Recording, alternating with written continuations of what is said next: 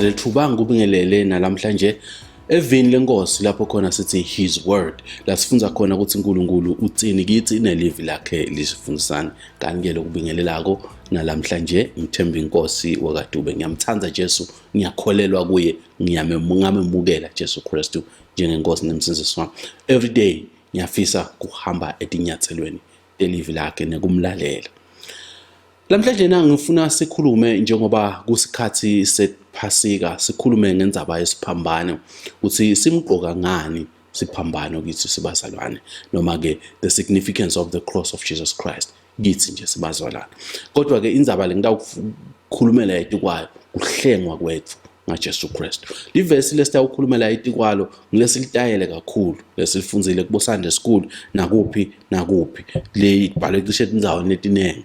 Ngiyabona soyalathi kusilithini kodwa likhona kukahle ukuthi silifunze utolibona kahle encwadini yaJohane sahluko 3 verse 16 lapho khona livi lithi uNkulunkulu walithanda live kakhulu kangangekuthi wadzimade wanikela ngendvodzana yakhe lekukuphela kwayo kuze ukuthi noma ngubani lokholwa ngiyo angabhubhi kodwa abe nokuphila lokuphakade. Ngiphinde uNkulunkulu walithanda live kakhulu kangangekuthi wadzimade wanikela ngendvodzana yakhe lekukuphela kwayo kuze kuthi noma ngubani lokholwa ngiyo angabhubhi kodwa abe nokuphila lokunaphakade noma ke lokuphakade. Asilibonge livi lenkosi. Babe siyabonga livi lakho esesilifunzile lamhla. Ngiyathandaza Nkosi ukuthi sisalifunza ukukhuluma indlela etinenge ngathi sibe nebudlelwane nawe bukhule siconze Nkosi bumcoka besiphambano egameni laJesu Kristu. Amen. Kunento le ngifuna ukuqala ngikhulume ngato nje ngingakanzi kabantu. Lokufuna sitati ngaNkulunkulu. Kwaqala kufuna sathi ukuthi leli verse likhuluma ngelithando uNkulunkulu analo. Ngilenye yetindvo letibonakala letichaza uNkulunkulu luthando. Uneluthando uNkulunkulu uluthando. Sikhuluma ngani ngekuthanda? Kuthanda ukuthi ukufisela lokuhle ulenhlitweni yakhe. So uNkulunkulu ke uluthando. Kulolu thando lwakhe akagcinanga nje ngokusithandza sibantu wasibukela khashana wase wenta taba lithi leli verse waletha indvodzana yakhe lokukuphela kwayo emhlabeni. Ukuthi noma ngibani lokholwa kuye noma ngibani lone faith kuyo le ndvodzana yakhe afa kodwa sotawuba nekuphila lokungunaphakade. Kwesibili lokumcola ufuna sikwati ngaNkulunkulu kulunga just. uNkulunkulu lesemkhontako uNkulunkulu lonekulunga noma ke lolungile is a just God. Nasikhuluma ngemuntu ke lolungile sikhuluma ngemuntu nasikhuluma ngejustice sikhuluma ngekuthi lokhu lokwentile noma ke lokho lokutholako ngilokufanele. Nangabe usigangi ufanele ukuthi ubulawe justice injalo. Nangabe you get what you deserve. Uthola lokufanele ngathi ngakuchaza njani kwedlula kuloko kodwa kuthola lokufanele. So uNkulunkulu ke unjalo sithola uNkulunkulu lokunika lokufanele. Manje ke le character yokuthi ukunika lokufanele lokulungile njengoba sifunza lapha encwadini yabaseRoma sahluko 6 verse 26 lethi inkokhelo yesono ufa. Lokusho ukuthi sono nawusentile nje njengoba uNkulunkulu ajust alungile kufanele ufe. Njengoba wonile nje kusho ukuthi kufanele wente njani ufe. So umuntu sono usikhomithile uyasenta usentile kuNkulunkulu lokufaka ekhathi ukuthi kufanele ayisihogweni. Angikhazi ukuthi singakhohlwa ukuthi sono sangena emhlabeni ngaAdam. Ngiyathi ke lokho kuyasenta ukuthi sibantu sive ngathi uNkulunkulu akasife. Singenaphi thine etonweni dabogogo omkhulu lengamati nalo Adam. Vele sono sangena ngaye Adam. Sasenda ukuthi sibani sibe sona. Kodwa ngifuna nje ke senguletha nje nakuwe empilweni yakho. Uyathi nangabe uke waba nemntwana ngoba kulula ukubona na ukukhulisa umntwana. Yathi umntwana awumfundzisi icambe manga. Umva nje sacambe manga. So injalo ke inature yomuntu iyathanda nje lokona. Uthi khanza nje sonile. So umuntu uyathi khanza onile angakaconzi. Impilo nje yethu lo mtimba lo uyakuthanda kona. So uvele noma ngabe kumbe kuthiwa awuzange wona ngesikhathi sekuthi uDalo unesono the greatest sin Abraham, iqiniso lithi wona vele usemncane wonile kanenge. So sibani vele sono kuyinvolela kithi. So ngalokuthi ke uNkulunkulu ulungile kusho ukuthi thina inkokhelo yaloku ungalungi kwethu isho ukuthi kufuna sife sesogwena. Phela uNkulunkulu le ndlela lalunge ngayo userious kangangokuthi siyathi ukuthi emadimoni nasathane kwakuthi ingelosi kodwa uNkulunkulu wakulahla. Ngani? Ngokuthi kwakonile.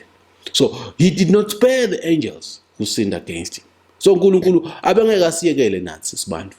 Vele nje njengoba shito ukuthi inkokhelo yokufa isono kufa, kusho ukuthi kufanele sife. Hlabele lo mnyasi sasimele ukufa kodwa uJesu wasifela.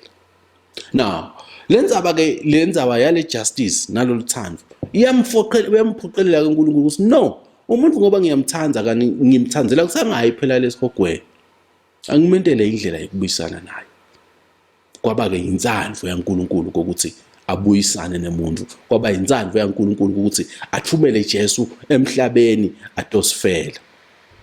Nakuphela Jesu nakafika emhlabeni afika alapha athandaza eGetsemane asesimeni lesimatima, athi kusukutakondekana embi kwakhe noma ke lokutakondeka shortly lithi livi wathandaza wathi uNkulunkulu ayendlule lenzebe kodwa ngetulu konke inzandvo yakho kayenteke. Kusho ukuthi ke manje ke kufa kwaJesu esiphambanene kwaba yinzandvo yaNkulunkulu. Wavuma uNkulunkulu kwaba inzandvo yakhe ukuthi atobuyisana nathi sibantu. Listen iBhayibheli encwadzini yabaseRoma sahluko 5 verse 19. baseRoma sahluko 5 verse 19. baseRoma sahluko 5 verse 19 lithi iBhayibheli, njengobe ngekungalaleli kwemuntu munye bekungu-Adamu labanyenti babatoni kufaka nami nawe, ngalokufana nako ngekulalela kwemuntu munye longuKristu labanyenti bentiwa balungelana naNkulunkulu, made righteous. So njengoba sono sangena nga-Adamu nokulunga udanga Jesu, so simukela ke Jesu ke kwadzingeka ukuthi phela Jesu siyathi ukuthi beke ngafika la emhlabeni aphile emalanga amabili abulawe esiphambanweni ahamba, bekuba khona kuhlengwa i-atonement, kodwa kwakudzingeka ukuthi nyalo aphinze aphile impilo yekulunga. He had to live a righteous life, impilo yekulalela uNkulunkulu. Kwakufanele akwende agcwalise kulunga ngoba uNkulunkulu ufuna nekulunga. Thina sasingakalungi phela, khumbula ngale encwadzini yemaLevi ukuthi nakwentiwa indzaba yokuhlenga, the day of atonement, kwakudzingeka ukuthi kutholakale imvu engenacala noma ke lelungile, without blemish. So Jesu kwafanele akugcwalise lokulunga lokho. Kwakugcwalise ngani? Ngekuphila emhlabeni iminyaka lemishumi lamathathu nakuthathu, 33 years. Waphila alamhlabeni, waphila alungile. Kude kulunga kwakhe kutawelunga uthi kwedele kithi. So Jesu waphila impilo lenjengethu nje sibantu, pure life. Wedlula naye Jesu Kristu ekutheni alambe, washiwa dihlobo takhe, siyathi kusiwashiwa ngiLazaro. Lithi iBhayibheli one livesi lelifishane kunawo onke emavesi eBhayibhelini lelinye lelithi Jesu wakhala izinyembezi.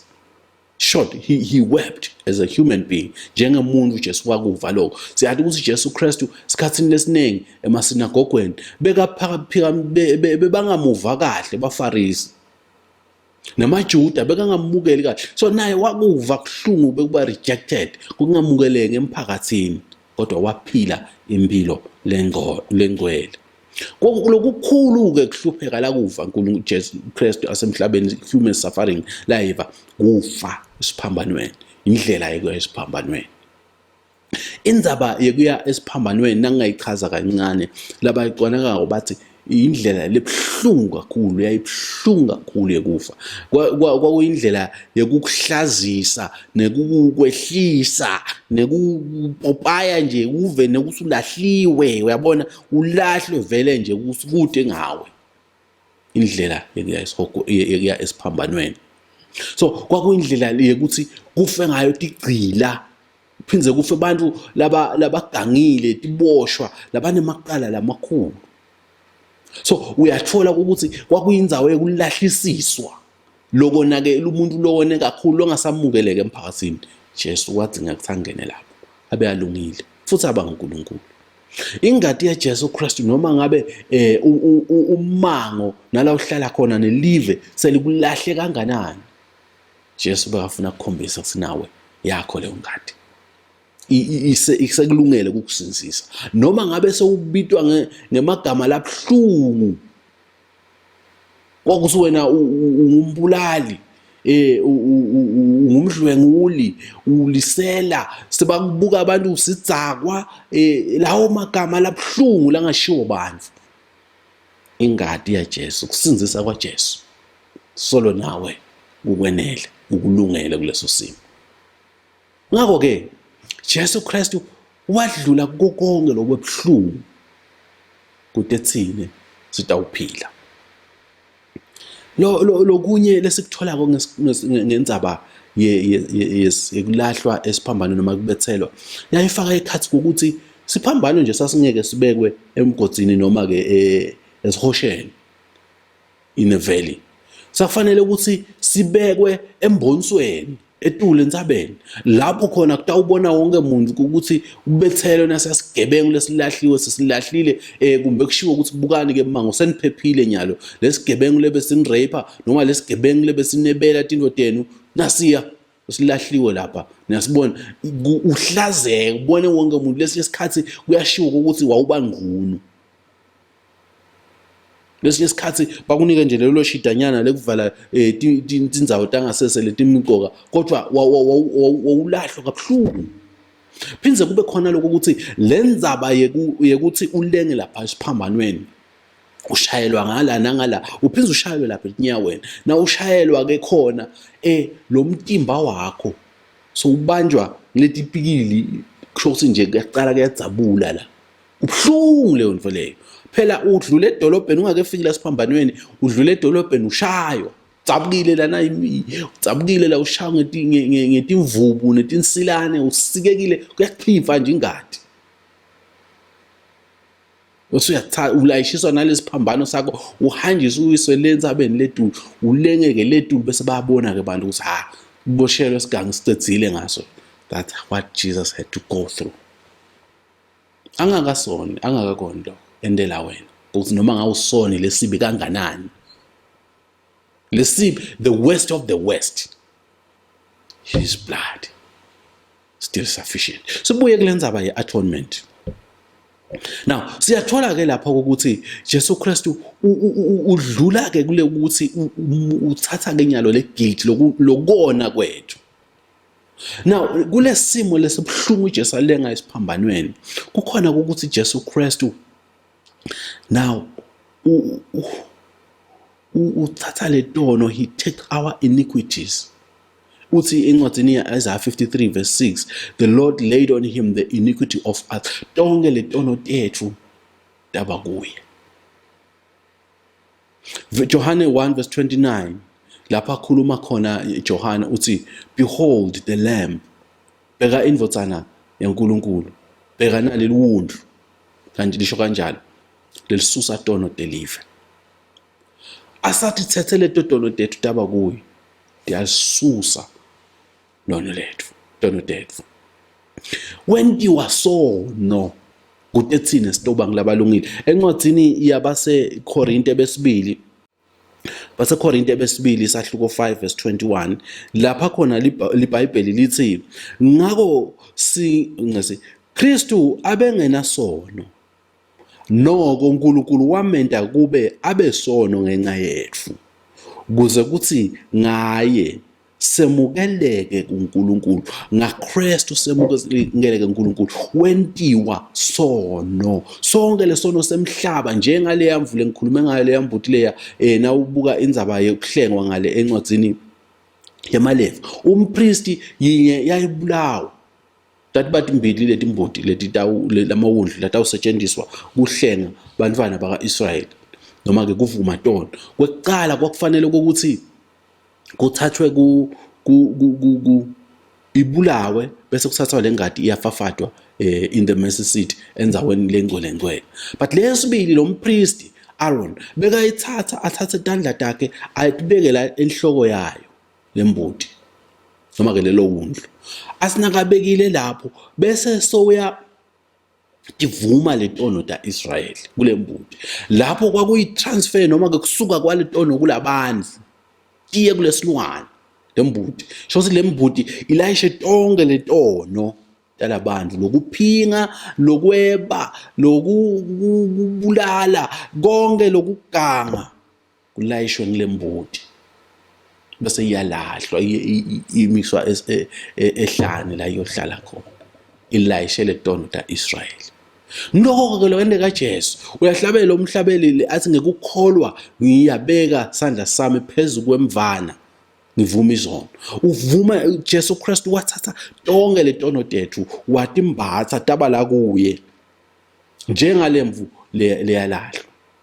leyalahlwa ngesikhathi saIsrael lokho ukwendela Jesu Kristu kuthethine sito khona ukuthi sibe nebudlelwane naNkulunkulu sibe ngilabalungile wasihlawulela wabethelwa siphambaneni weva buhlungu bekufa so Jesu asesesiphambanweni weva buhlungu lobuningi lithi lelivi na unaka kahle lokuthi wathatha tono tethu njengoba uNkulunkulu alungile angavani nesono wathola Jesu Kristu lolulaka lwaNkulunkulu waluva lulaka lwaNkulunkulu njengoba asona waluva lulaka he bore the wrath of God lulaka lwaNkulunkulu waluva lolulaka lwaNkulunkulu on the cross ashayiwe kubuhlungu kukhona lesiya esikuve sibazalwane yabona na ungumzalwane wende sono ngiyabekisa ucambe manga uve ukuthi yathi ngiyeva ukuthi lento lengiyendile iyangikhoshisa naNkulunkulu wakuva lokho Jesu Kristu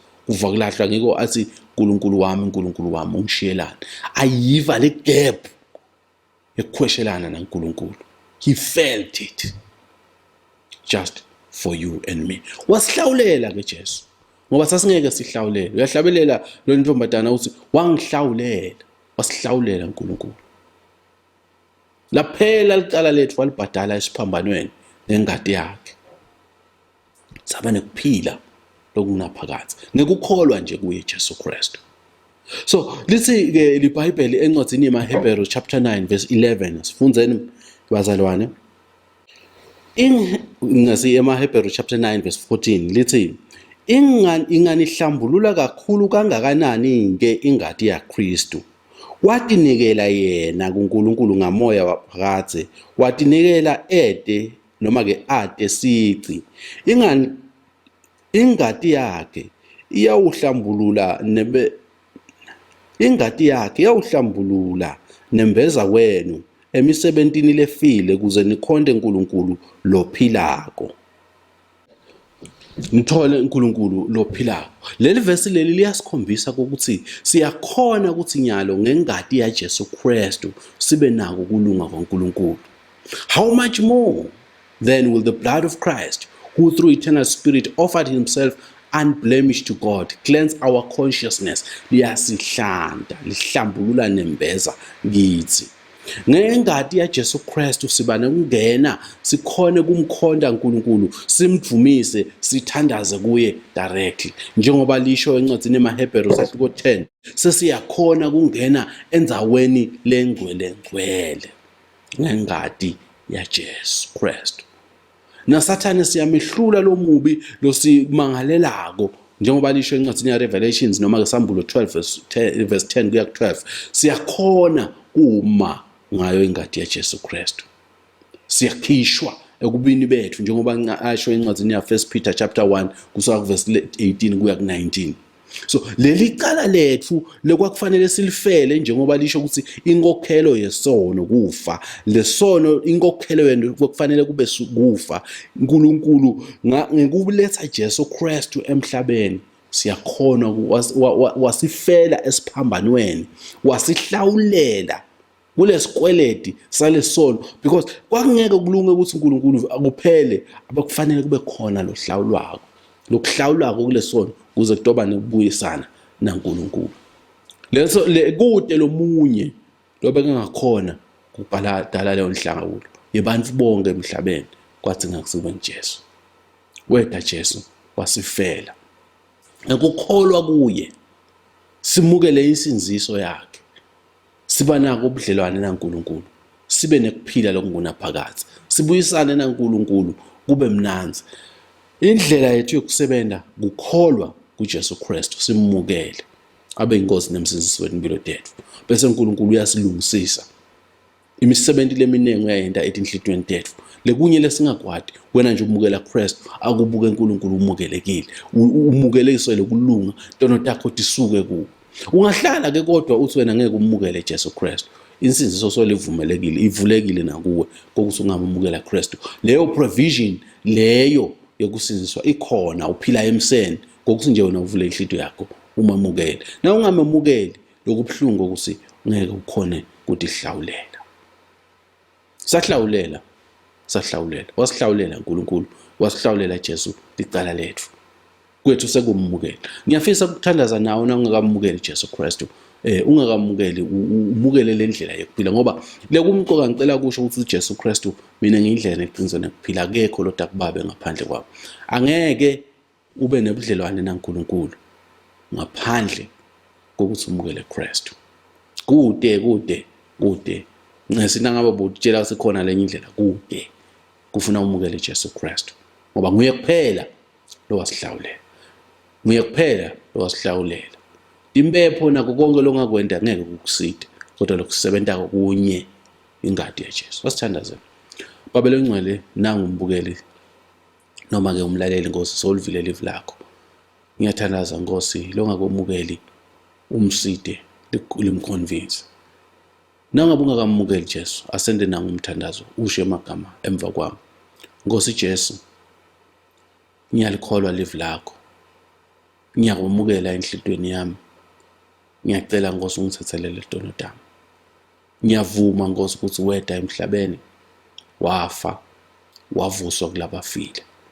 Ngiyakumukela Jesu Kristu ngegama lika Jesu Kristu, amen. If uthandaze lo umthandazo loyo, umukele Jesu ongumntwana kaNkulunkulu, indzaba yokusinziswa soyemukela, kodwa ufuna bese uhlanganyela nabanye bazalwane lapho kushunyayelwa khona livangeli la Kristu asinzisa. Ungayi ukuthi kumbe lisonjwe nje khanze sikumba alihloniphi uNkulunkulu, alifunde iBhayibheli ngandlela elingiyo, kodwa ufunze leli shumayela Kristu njengemsindisi. Siyabonga kuba nawe namhlanje egameni laJesu. Inkosi ngathi ngakubusisa